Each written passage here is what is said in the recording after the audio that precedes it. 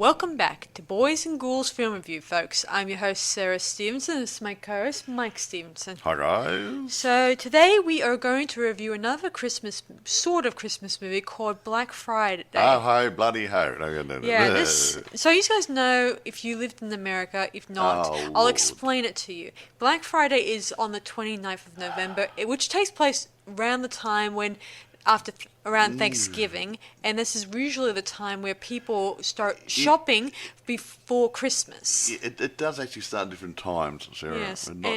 Sometimes it's a month, like this is very Thanksgiving, sometimes it's just around closer to Christmas, sometimes, whatever. Yeah, it's an ongoing thing. But it hasn't gone global. No, not global. We do That's it why over here in Australia. That's why I said America, obviously. Yes, because over here we just have a back to. No, we have Black Fridays over here. Yeah, we also have Boxing Day, which becomes a very busy time where we often go shopping for things, discount. Leftovers. Yeah. Which is okay because you can, if you're looking for a good bargain, that's the best way to get a good bargain. Yeah, trumped up. Jacked up prices during the season to bring down to normal retail prices for the sales. Not much of a saving, guys. But you got to admit, it's usually the best time to actually jump on the sales when you can. No, you do it between seasons. True. Now, you see, once upon a time, a long time ago, I went to Tandy. Remember Tandy? And I bought myself a dual cassette deck to go for my stereo, okay? 2 weeks later, it went on special. Oh. I bought normal retail price and they had a store special trying to gee up some sales. So Yes. I bought it about a week or two too early. Yes. So that's a real sale. So what I'm saying, guys, is that this has been going on for years. Sarah? Like the Cabbage Patch dolls, when they came out, it had a selling frenzy. Like a lot of people were kicking themselves over the next customer to get to a Cabbage Patch doll. And this was years ago. Okay, right, okay, This was years ago before when it came out, obviously, and became. When it was new. But Yes. anyway, we can actually talk about the movie. Okay. And not shopping sprees? Well, so this is called Black Friday, and It's a horror comedy. It's a horror comedy with a supernatural sci-fi. It's a horror comedy, horror supernatural sort of thing, 2021 vintage. Yes. There you go. It's an interesting take on the story. So it also has one of the characters is a well-known person who has done the odd zombie movie called. His name is called Bruce Campbell, obviously, and Bruce you may Campbell, know him yeah. for Evil Dead and a lot of other movies, but he's best known for Evil Dead. So that's a good thing. And all that stuff. So let's get having into it. said that, when I get into my bits, okay, produced by Bruce Campbell and Warner Davis. It was written by Andy Greskoviak. Yeah, Greskoviak. Directed by Casey Tebow. Now starring Devon Sawyer. Now we saw him when he was a kiddie in was it Twister? I think one of those little movies about a tornado. Okay, Devon Sawyer. What's his other players? He plays Ken. Yeah. Hey, where's Barbie? No. Funny. Ivana Baquero plays Marty. Ryan Lee plays Chris. Stephen Peck plays Brian. Michael J. White plays Archie. Bruce Campbell plays Jonathan. He plays real cretinous boss. You'd hate him. Louis Kurtzman plays Emmett. Celeste Olivia plays Anita. I won't go through. I'll do one more. Ellen Colton plays Ruth. The rest of it is like Angry Gran and Monster Angry Gran and other things. And Once the zombies start killing people, then everyone's for themselves in this movie. Now, let me tell all that. Okay, here's some other good bits. Now, I can't tell you too much about the costings and cinema takings and stuff because I don't know how much it cost to actually make it. And I don't believe the box office figures are complete because it says 1,581. And but that's only from a country, which is something. Where was it? It was something like ridiculous. It says here. Where is it? Can't see. I read it somewhere. That's okay. Anyway. But it was, whatever. Yeah, box office, yeah. Black Friday grossed a profit of 1,581 in the United Arab Emirates. But there's nothing mentioned about any other country. And it's supposed to have had a cinema release in November 2021. So I don't know what it's done. And obviously it's hitting the home media, so it's Blu-rays and DVDs, and you can rent it. And actually, surprising of this one, I'll mention it later, but there's a special edition VHS copy. Ooh, good. I believe. Please do not buy it unless you have a VHS player. But I'll mention it later on. Anyway. What else? Nothing else I can talk about at the moment. Yeah, we're limited in notes tonight, guys. Yeah, not a lot on this one, note-wise. So we'll talk about the story and talk about anything else that pops up. Yes, okay. Okay, so the story begins with a bunch of guys who are just opening up the store. Getting a store ready for the Black midnight Friday opening of their what toy? Something like Toys R Us, but it's like it's called All Mart, but it's all toys and stuff, I think, mainly. Anyway, one of the guys discovers something underneath a Santa's chair, and whatever it is, this weird white stuff pounces onto his face. It looks like silly string or something. It looks like silly string, and who knows what they made it of. Could have been silicon, probably. Could have been made of prosthetics and latex. Gosh knows what. So it could be latex. Anyway, then we meet. I think it's Chris, who's who's a divorced dad. He's dropping off his daughters to his ex-wife and her husband, obviously, and they're spending Thanksgiving while he has to work that very night, obviously. Well, Ken drops off his children, Sarah. Oh, I thought it was Chris. No. Oh, okay, Ken, obviously. So, anyway, back to this. He drops his kids off, and he picks up his friend Chris, and they make their way to Walmart, which is like Walmart, only different. I think they probably had a copyright. I think it's mainly a toy shop, though, isn't it? Yeah. There's one, It's more or less a toy shop. Yeah. Like Toys R Us or Toy World that we had years ago. Yeah. Well, we still have it, but I don't know how popular it is now. That's what happened in America and other places, but yeah. Yeah. Anyway, carry on. So, anyway, they're getting themselves ready, repped up, and they decide to call Black Friday to Green Friday. Because black sounds so politically incorrect. Yeah, whatever. Anyway, so they are all assembled, and of course, we have the manager, dear old Jonathan, who gives them the pep talk about how we're all here, we love to sell toys, blah blah blah. The usual. The pre-sales pep talk to get the sales staff G'd up to try rake in as much money as possible before he lays them off next week. Yeah, well, he doesn't say the layoff yet. But it's implied later on. That happens in so many businesses. Well, implied. He does break it out to them, obviously. And no bonuses for Christmas. Anyway, they are there for that particular reason that night. Anyway, so they assemble, and soon enough, the horde breaks in. Obviously, gets in, and they start. Like stampeding elephants. Yeah, exactly. Or moo cows. Or whatever animal you can think of when you think about the whole Black Friday incident. Show it sheep. Sheep? Whatever. Anyway, we get a lot of people piling their carts with toys, items of any kind, obviously. Weapons of mass destruction. Yes, considering... And as the staff work the place, dear old... I think it's... Yeah, Chris, he's having a hard time of it because he dislikes being there the most, while everyone is trying to pretend to like working there. Yeah, it was his dream job as a child. Remember? When we were kids, we often dream of being around toys. Work in a toy store. And then we find out years later, it's not as fun as it makes out. Yeah, no, you actually got to work for a living. Yes, it's true. And the wages may be terrible. Who knows? Anyway, it's been a while. Money's not real good either. Yeah. I only worked as a volunteer on it, so I never got paid. What's that? I used to work at Kmart, and then I didn't get any wages. Yeah, I was more or less a work experience worker. Then when I was a kid, And then he did a stint at Hungry Jack's, which is Burger King in America.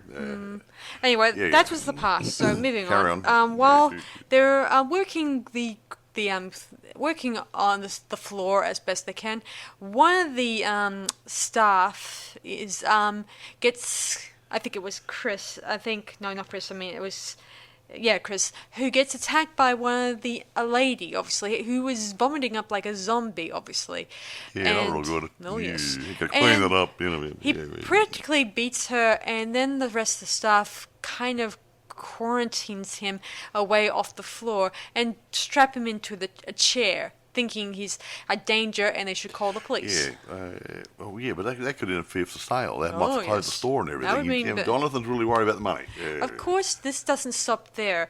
Two of the other staff, I think it was Ken and Barbie. Emmett, I think it was Emmett, get attacked by a man, and this time Emmett gets bitten, and they quickly try to make their way to the stock room. I think that's the word, and they tell them that whatever. And they said that the customers are acting weirder than normal. Yeah, they think it's just ordinary. Hands up who's been in retail. Yeah, they think it's just normal stuff, but it's not, as we soon see. They're off their tits. Yeah. They soon see that some of the customers are being affected by something, obviously, and we also notice that purpley, bluey, pinky blob is starting to grow slightly. Now we made a comparison. We made this. A long time ago, Steve McQueen was in a movie called The Blob. Yes. Okay.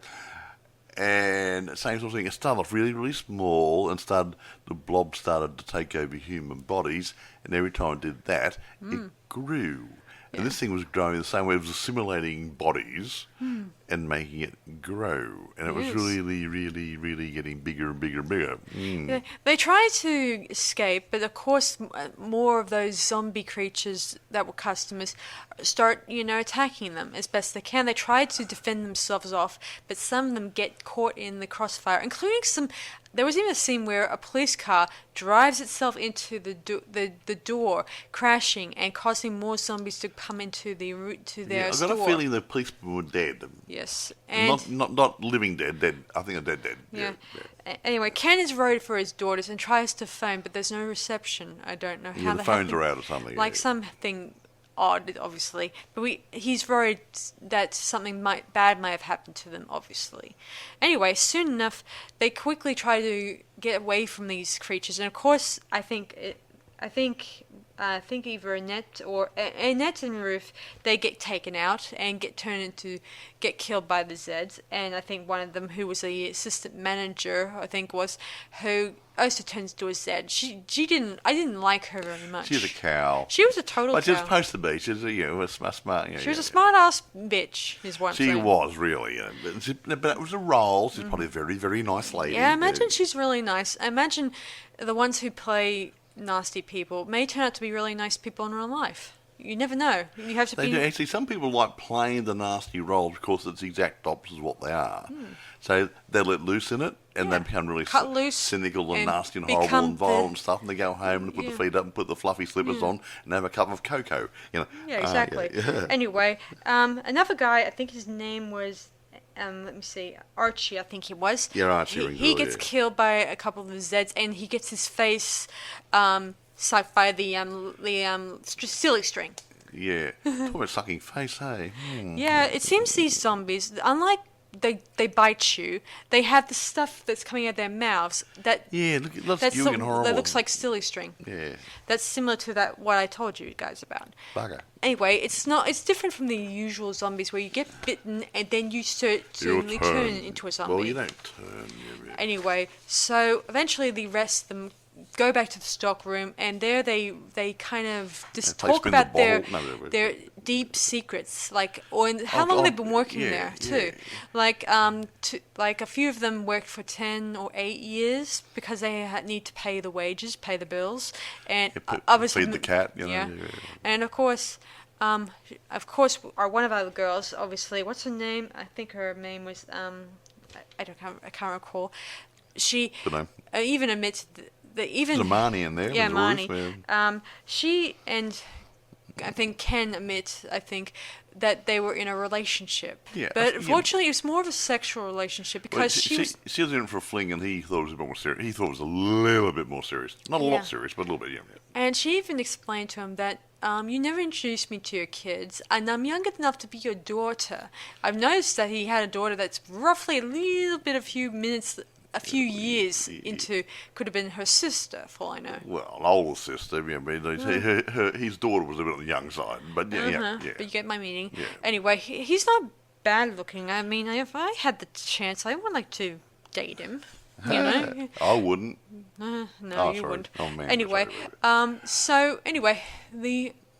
one of the zombies kind of comes in, and we notice he's slightly changed. I think it's Emmett again, obviously, and we notice that he's lost. He's starting to resemble less the human and more like a demon or alien. Yeah, he's getting really weird looking. Yeah, it seems that this just kind of affects the rest of the zombies. They sort of take on more of a alien-like Zombies instead of zombies, yeah. Like something out of... Well, that explains the thing the virusy thing probably came from outer space. Yeah. Ooh, yes. We don't know where it came from. It mostly just came there and it just happened right there. It didn't exactly say whether it was a meteorite or was it brought here by someone. I don't know. That's a big question on our plates. Yeah, there's no backstory about the creature. Anyway, it would be nice if there was a little bit backstory, like how did the slime enter the store? Maybe it walked in, or maybe someone brought it in, with not aware of what was on their feet. I like to think they may have thought it was gum and just dropped it there and just forgot or bird about crap or something or other. Beats me. Anyway, so as they're soon enough, he emerges and they fight the zombie as much as they could, and we assume dear old Ken here gets bitten by the zombie, obviously, and we think he's out, but as always, you never know if they're out completely, obviously.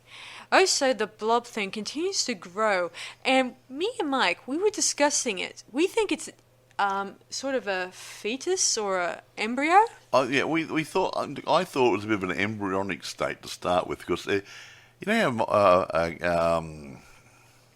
a caterpillar goes into a cocoon, chrysalis or whatever, and comes out as a butterfly or a moth or something or other. Yes. Yeah, same sort of thing. So it goes in one as a whatever it is.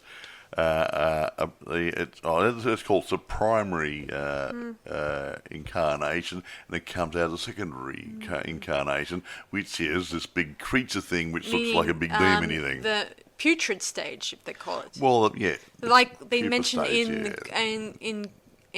the Gremlins, obviously they mentioned the putrid. Pupa, Yeah, but I had a different theory that it was sort of an embryo egg of sorts, and these zombie aliens are going into it, making it sort of nurturing it, feeding it, giving it nutrients to grow on. A little bit like when we that's what the idea of the blob. Like women when they give birth.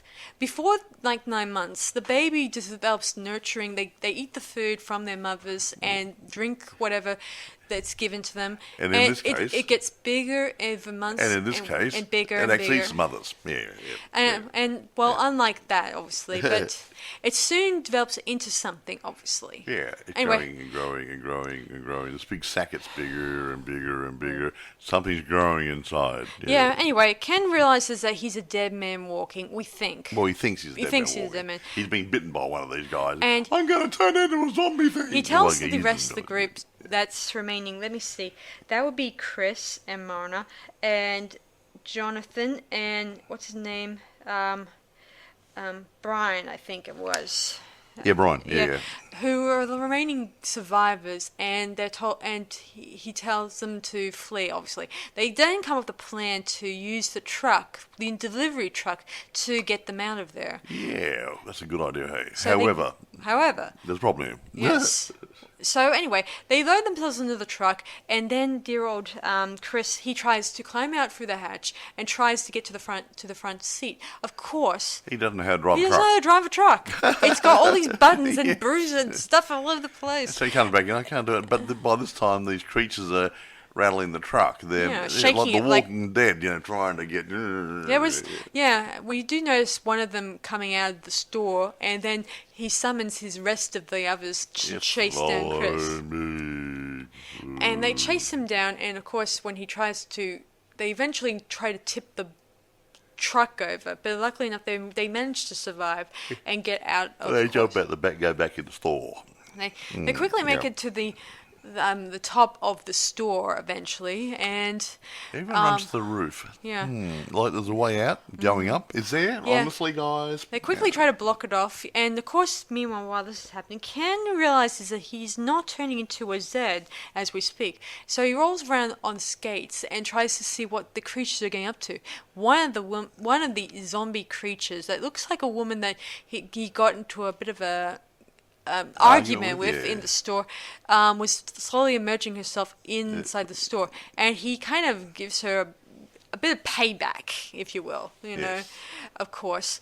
But he eventually gets away, obviously. While this is happening, Jonathan does the most sort of honorable thing by fighting off the zombies through the hatch, and he sacrificed himself by jumping inside with all the zombies. Yeah, and I'm trying to figure out why. He wants to go down to the ship and that sort of stuff. A little bit like Captain Smith. I don't know. It's baffled. not the Titanic. Beats me. I don't know whose idea was it to kill off Jonathan. I mean, kills off Bruce, obviously. Maybe he's outlived his usefulness in the story, so let's get rid of him. He didn't write it, but he was the producer. So we then learned from Brian that he was the one that bit Ken, obviously. It turns out that he's not infected, but he dislikes the man. He disliked him so much, but he seemed like a very nice man, even though he did some really silly things. But it doesn't. But both Chris and Mana realize that he's not a bad man. He was willing to put the effort to sacrifice himself to, allow himself to stay inside and get blown up with the creatures. He even set up gas inside there to hopefully burn up the zombies. And guess what happens? A fire does start. Ooh. Of course, they climb out of the they jump into a garbage bin. Yeah, they had a dumpster out the back there. Dumped it. Squelchy. Smell. But at least it's wet, so it's kind of not hard, obviously. They then climb out, and eventually they make their way to the car park, and there they watch as the blob soon emerges from the top. And it's a big alien type creature thing. Yeah, this alien creature that's big. 2 heads comes out. One. I think it's 2 heads. 2 heads, but sort of stuffed together a bit, so they're not quite separate. Yeah, it seems that it submerged itself with all the customers inside. Yeah. Of course, it has a beak-like creature. But why have to get all the nasty customers? I have no clue. Why be nice customers? I don't know. Could have been a very friendly I don't know why it's end up. I think it's the alien. If it is an alien, okay, it was picking locations that would have the most people, if you will. Humanity. Yes. Anyway, so it's picked a particular place that will have the mass of people that will make a good feeding frenzy. Yum yum yum yum yum. Obviously. So anyway, they make it to the car park and they watch as the flames rise up on the creature. But the creature is not letting it bother him. Obviously, he's soon climbing, and soon enough we get to see Ken again, and he was able to appear with the keys, obviously, while Brian tries to distract the creature but it soon gives him the finger. He does. Not the middle finger. I mean, he just gives Brian a big whack with his finger. Yes, he does. A big flick, like flicking a fly away. He technically is a fly. Anyway, I don't know if he died, but it's not important. Anyway, they have zero plans of what they should do, and of course they can't run because this creature is going to continue growing, and soon enough it will bring an end to everything, obviously. So they come up with a plan where Chris uses sort of a crane operating thing to distract forklift, while dear old Ken tries to distract the creature, obviously, with his taunting it, obviously. You're not a very nice creature. They're taunting it. Of course, the creature notices the crane operating thing and uses its white stuff on it, obviously, and he tries. sticks his tongue out at it, whatever, a bit like a frog, flicks his tongue down there like catching a fly, and latches onto this forklift that Watts is driving. Of course. And he's on in reverse, building up the tension there, and then at the last minute he jumps out of it as the creature sucks it up. And it comes at a million miles an hour in its mouth, and guess what happens to it? He hurts himself, doesn't he? Oh, yeah. And it pisses him, and he dies, and he burns. In the flaming store. Actually, did you notice that the store actually collapsed as well? So it must have been a really intense fire going on there. Oh, yeah, it would be. Anyway, so the place... and there's no fire engines? Mm-hmm. That is strange. But then again, when the police arrived, they were already dead. So we don't know what happened to things were happening out. Yeah, the game was afoot. They may soon enough. The remaining survivors, they hold each other and say, "Now let's go off to get some pancakes." Yes, and in the background you can see these big monsters coming out of the three top of other stores, indicating that it's coming. But then again, I should have mentioned this before. But when they were phoning some other store in the area, they were saying something about some creatures arising, and that they're attacking customers, and they're merging itself into something, obviously. A thing. And anyway, I like to think that maybe the next place they go to turns out to be the pancake place, which could have zombies there too. Well, they might be hungry. Yeah, true. You never know. Zombies get hungry, running around, eating people, and killing them. So that's the end of the movie, and not a bad way to end the movie, with a sort of a question mark ending, obviously. Well, let's go get some pancakes. Happy and smiley, and the camera pulls out, and you see in the distance these other creatures emerging from other buildings. Hopefully they're going to die too, but hope the pancake place open. Also, guys, I know I didn't mention this earlier, but Ken did find out his kids are still alive. Yeah. They have kind of evacuate them from their family's home and to an evacuation center for the remaining other survivors. Yeah. So they're at the mall. No. Fingers crossed. We don't know where they are. Yeah. Anyway, that's the end of that movie. I'm trying to keep it short for you guys because it was mostly we don't want to bore you. It's a straightforward film. Yes, it's rather straightforward where you get killed or eaten by zombies. Or not really eaten by zombies, because this one doesn't deal with zombies eating people, but they're more or less doing something to them. Like planting parasites within them. I think I remember one other zombie movie that deals with parasites infecting human beings, and they turn into zombies and stuff like that. I think it was called something The Creeps or something, I think. Yeah, something like Creepers, Creeps, whatever. Anyway... Doesn't matter. It was more or less a prom night movie, obviously. Go. Anyway, here, production notes. I don't often do this, but here we go. Filming took place between November the 16th and December the 16th, 2020 in Babies R Us, North Attleboro. That makes sense. So you used a real store. It sounds like. So after hours and stuff, and weekends and stuff. Yeah. So that's why it took about 4 weeks to do it, and the rest would have been just models and After Effects and stuff in there. And 12 months later, it was released. By Screen Media Films. Now, I don't know what it cost, and I don't know. I don't think the cinema ticket bit's correct, so don't know, but I'll go straight into the reception, shall I? That sounds like a good idea, doesn't it? Yeah. Well, here we go. Rotten Tomatoes, 65%, only based on 17 critics, which isn't too bad. Now, Brian Tellerico from RogerEbbett.com gave it 2 stars out of 4 and wrote, "It's an easy watch in a B-movie marathon, but you'll have forgotten it by the time you're done with Thanksgiving leftovers." So he's saying you can watch it, but it's not a mind blow. It's not going to stick in your mind saying, that was a really good movie.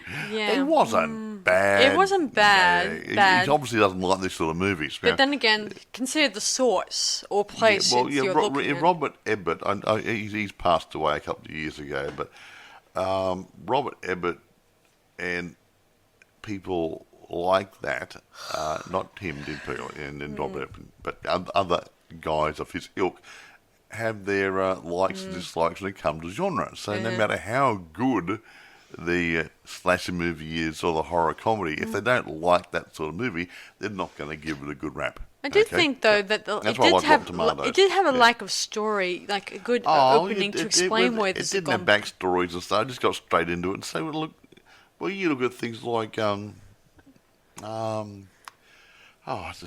of other movies, like the guy Hellfest.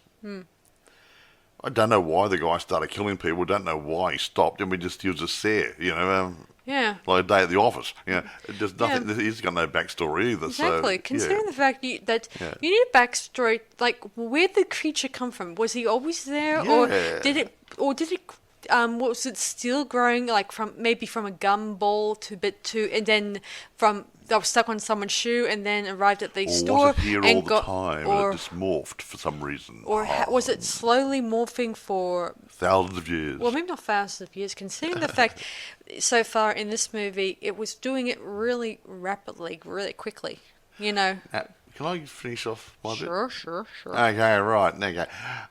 Lena Wilson, writing for the New York Times, said something positive-ish. Okay, I like to hear This is exactly the kind of thing horror lovers should watch with like-minded friends as the holidays roll, which means get together with your friends. Yeah. You get a couple of Jack Daniels, a couple of Jimmys, a couple of beers, whatever. Yeah. Bowl of chips, popcorn, whatever, and hoe into it and have a few chuckles. Yeah, it is a comedy horror. It's a comedy horror. Yeah, it's supposed to be funny horror, not horror. So it's going to be a little bit tongue-in-cheek and a bit how's your father and stuff. But at the end of the day, it's like, it is what it is. It's just a nice, funny little story with a lot of people running around being chewed up by a creature. There you go. Yeah, quite right. I mean, I guess there's some good things about it, obviously. Like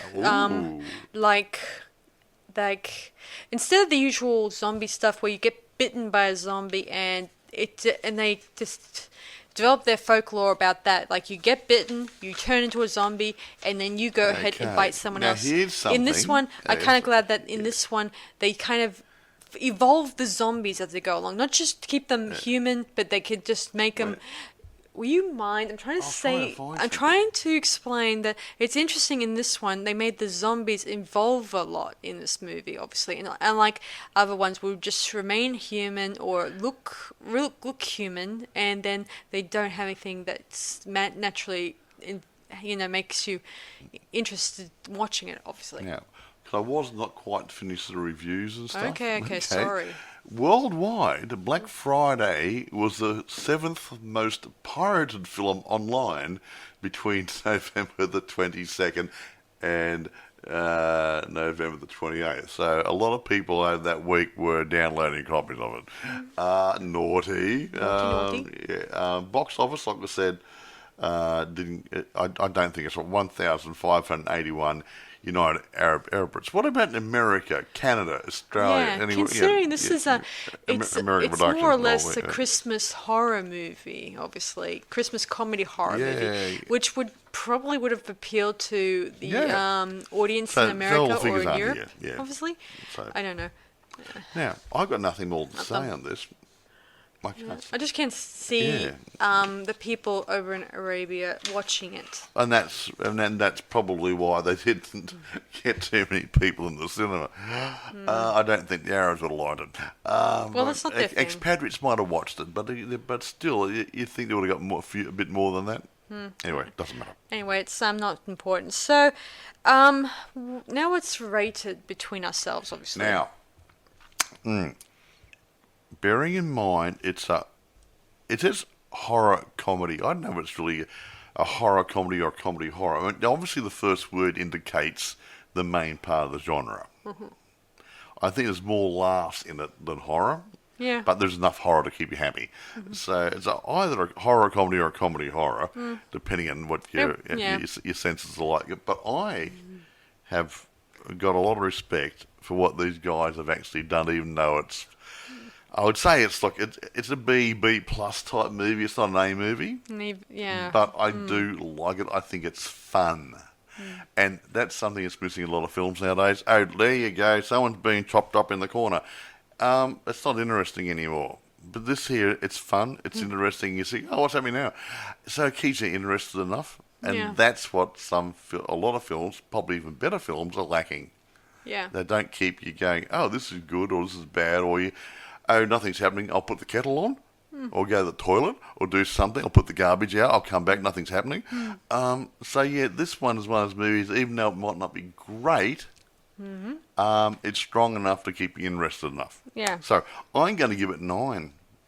Okay, I'm going to give it 8.5 out of 10 myself. I'm I sorry like it's a lower point for me because I think the most lowest point was that the fact it never had it never give it a history to this blob creature. Yeah. Whether it was an alien or it was an organism that was from a dinosaur age, I don't know. That's the big question on my plate. Radiation finally got to it.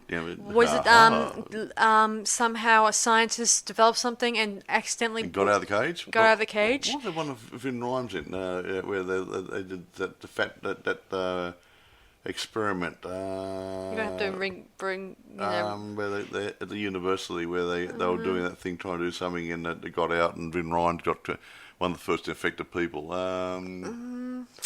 You're going to get. The SWAT team had to go in there and chase the source of it so they can do the antidote. You know, that lady, Nightingale, and her. I don't even know. Considering there's a lot of military-related sci-fi the one where movies. they had a lady and a guy, a really pretty lady and a guy, and they were in a SWAT team and had the backup guys with them to help out. And Resident Evil? Resident Evil, The original first one, obviously. Yeah, that one, yeah. And they had to go there and find the source of it, same sort of thing. So from Umbrella or whatever. But yeah. I've got to admit, whenever I think of that particular movie, I'm kind of I'm not sure whether I was glad for the remake when it came out because it was obviously close to the video game as possible. But when that one came out, obviously it told a different story and everything about it changed, and it got me more or less people in either the remake didn't catch people's interest or they just weren't interested at all. Maybe they'd like it not being the same as the game.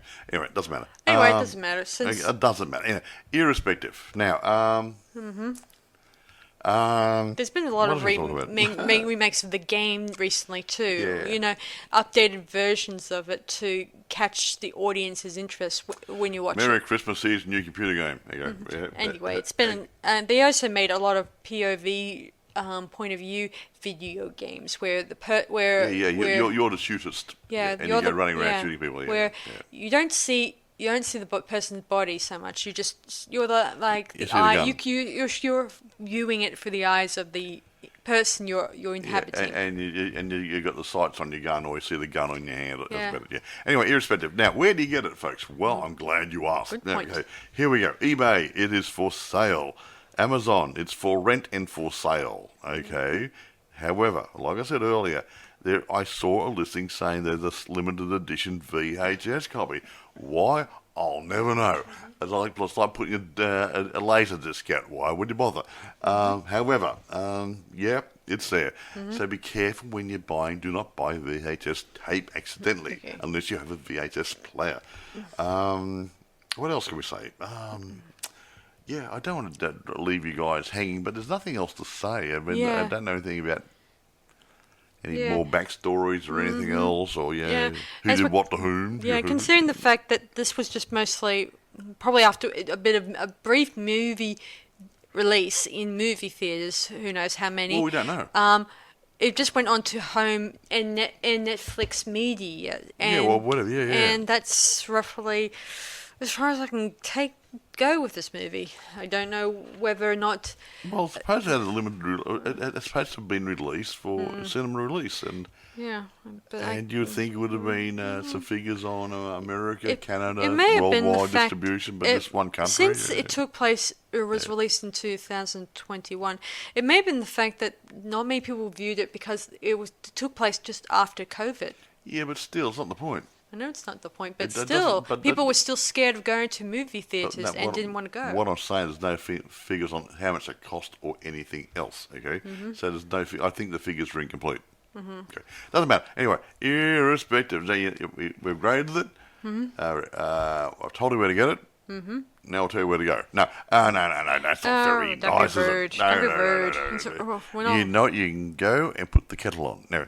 Anyway, so that's it from us, guys. No, it's a short one, obviously. Well, it's not short. It's almost the 45-minute mark. Sometimes we go overboard, overtime a lot. Now, it's up to you guys to actually watch the thing, and I highly recommend it if you watch it probably on Thanksgiving or something. We're about the time of the sales. If it's at Thanksgiving or wherever, whenever you have your Black Friday sales in your area, Yes. do it. Preferably at midnight when the store's open. Funny. Anyway, that's it from us, guys. I hope you guys enjoyed this episode. I enjoyed it. It was a fun movie, and sometimes I've seen things that has to be a comedy horror or a comedy supernatural. I'm not laughing.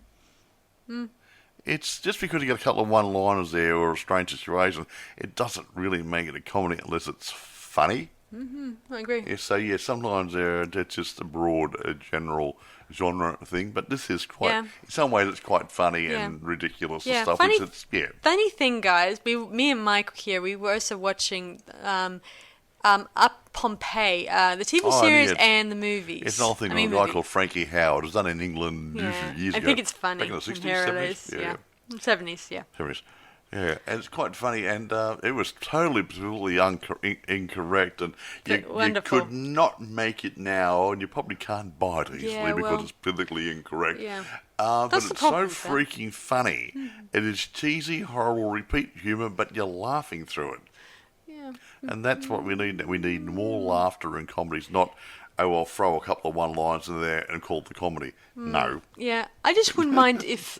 I know some people don't like political correct stuff, but I think it's fun. It's fun to watch those mistakes in movies. Well, it's not mistakes, but look. I'm not picking on anybody in particular, but when you get the old movies, they weren't afraid to put like Bob Hope in Ghost Breakers. He had an Afro-American manservant. I can't remember his name at the moment. Billy something or other, I think. And he played a dim-witted psychic manservant, a valet. And together, he and Bob Hope made the movie funny. Okay? Mantan Moreland, he showed up in a few films over the years, back in those days, Charlie Chan movies, vampire, zombie movies and the like, and he was downright funny. But now they complain about, you're typecasting Afro-Americans. Yeah. You get gay people in movies there. What's the one there? Mannequin, wasn't it? Yeah, Mannequin. They had that guy who played the gay African-American, obviously. The gay Afro-American window dresser, Hollywood. Now, the guy's probably not gay, but he played an over-the-top, outrageous gay person. I'm not picking on gays here. Or Afro-Americans. Yeah, Afro-American. But the point is, it was funny. We weren't laughing at the guys who are picking on gays or Afro-Americans. We're laughing at the situation they're in, and it was funny. Yeah. The quotes and the dialogue is funny. They're funny. Yeah, they just carry on, and they're good at delivering humour. They are good actors. Okay, so whether it's Chinese, we're getting back to Charlie Chan, the guy Key Luke. He used to play number one son. He got into so much trouble, and he as often with Mantan Moreland, and together they were a good comedy team. Yeah. So you got an Asian guy, Chinese, and an Afro-American doing silly and funny things, and it made it a better film. Yeah. So, but you can't do it nowadays because you can't do that. You might annoy somebody. Yeah. Grow up. It's kind of actually getting. And this nanny state crap. It's getting a lot of bad press at the moment. Yeah. Especially.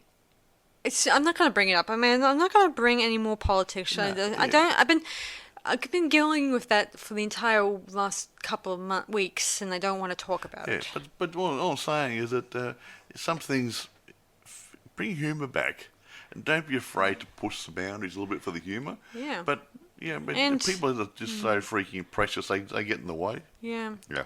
And those who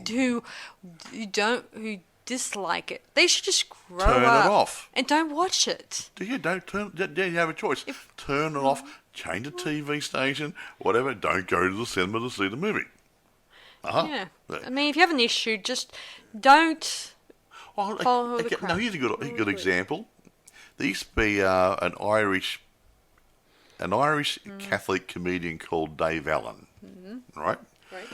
And a lot of his skits poked fun at the Irish and the Catholic Church. And no one could say anything because he was an Irishman and he was a Catholic. Now, if he was, say, a Buddhist or Islamic and then picking fun at the church, then people could complain about it. But he was actually making fun at his own people and their own beliefs and his own situations. Yeah. So there's a borderline there. Yeah, it's okay for him to do it, but nobody else. Yeah. Well, Yeah, I wouldn't be surprised if the Pope, if he was the could have a current chuckle. Pope, he probably watches comedies when he's not on working. Yeah, well, yeah. And he gets a good chuckle.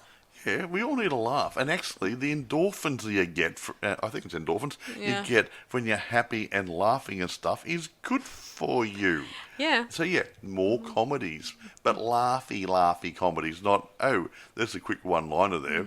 Ha, ha, ha. Yeah. No, a real laugh. Yeah, I like listening lift to your spirits, like naughty jokes. If they, Yeah, even yeah. if I don't do that sort of thing, but I like the naughty jokes that come out of it. Well, actually, Tucker and Dale versus Evil. Good example of a funny movie that you can have a good chuckle at. There you go. You laugh. You do actually get some laughs through that. Totally ridiculous situation, and you can see the funny side, and you have a chuckle. There you go. That's a top movie. I think it's one of the best. What do you call it? Parody type movies I've seen for an awful long time, and there should be more of them. There you go. Yes, There you go. exactly. So. I've said my piece. Yeah, same here. So that's it from us, guys. I'll see you guys for our next one. We're getting are close to going Christmas, close to guys. Christmas, and I'm hoping to review with A few Mike. more. I'm really hoping to review Better Watch Out next time. Yes, Better So Watch Out. that one's sort of Home a Alone Home on Alone steroids. parody type movie, But a bad parody. but a very bad parody. It's not Home Alone parody, not but so much. it's about a young boy, Who- but young, older than the kid in Home Alone, but Yeah. a very dark situation happening there, and he's the centerpiece of the dark. Yeah, Yes, the very dark. there you go. We won't go on it. No. That's it from us, Yeah. guys. So that's everything we've got to cover on this movie. But however, it is getting closer to Christmas, Yes. so we will only have several more of these before Christmas, and Sarah and I are probably going to take a break, at least for a few months or so. I might, even after reviewing Better Watch Out, may watch Krampus, obviously, if I could fit it in, obviously. Yeah, and then which is another Christmas we're going to movie. get into filmmaking mode for a while. Yes. And then we'll reboot the podcast later. Yes. But not quite sure when. But Sarah will keep everybody informed. Yes, so Yeah. I'll be sure to let you guys know what we get up to, obviously. So that's it from us, guys. So I hope you guys have a good week, and I'll see you guys for our next don't go podcast. to Troppo or the Shoppo when you're getting your Christmas presents early. Yeah, Yeah. get them early, but don't go to Yeah. Troppo. Keep an eye on the credit card, okay? Yeah. Whenever I'm doing Christmas shopping, I always go months in advance. Hey, and if you do it, if you buy during the year, like lay-bys and other things. Yeah, and exactly. put I it encourage your children to write your Christmas list before the big day. 12 months before or something, right? What do you want next Christmas? And here's your underpants, here's your socks, and here's your Barbie. Right, there you go. Not a problem. Yeah. Yeah, I always think that don't write it directly on the Christmas day, like A couple of days Christmas. before, and you're going to go mad rash to buy all the toys. By the time... About a month or two before, that way you go out and look for the bargains during the year. Yeah. Before the Christmas, I'll say, the Christmas rush and the overinflated prices come in. Yeah, I've already done this, Yeah. the very same by asking my sister what stuff to get for my nephew and my niece, obviously. You know what? They like cash. Yes. He's 7 and she's 9. They're at the stage where, well, if you give me a $50, $100, I can go to the shop to buy my own stuff. But I want idea. to give them something nice for them, not just money. Money is just, just notes. But I want to give them something to actually use. Makeup. Obviously. My niece is going into makeup. I 9 don't know years how. old. I don't know how well she's going to Please, do makeup. I'll check when she comes visiting how her makeup progress is going. Obviously, hopefully Julie has given her tips. My sister's giving her tips on it. Obviously. Well, there you go then. Considering she used to do lots and lots of makeup. And dyeing her hair, and now she's learned to be a nail technician and stuff, and At least she's doing a good job, and she's managed to get some clients. Yeah. Anyway, gotta go. That's it from us, guys, and we'll see. Better watch out. I'm sorry. I'm getting Christmas spirit. So thanks for listening to us, everyone, and we'll see you guys for our next podcast whenever we've organised it. So this is Sarah Stephenson and Michael saying see you guys around on Boys and Ghouls Film Review. Bye for now and have a good Christmas. And Mike, you can take it away. Bingle gels. No, that's that. Bingle gels bring you all away. No. What's the other one? What's the Batman one? Jingle bells, Batman smells, Robin laid an egg. The Batmobile lost its wheel and the Joker got away. Hey, jingle bells, Batman smells. All right, bye for now, guys. Be good. Bye.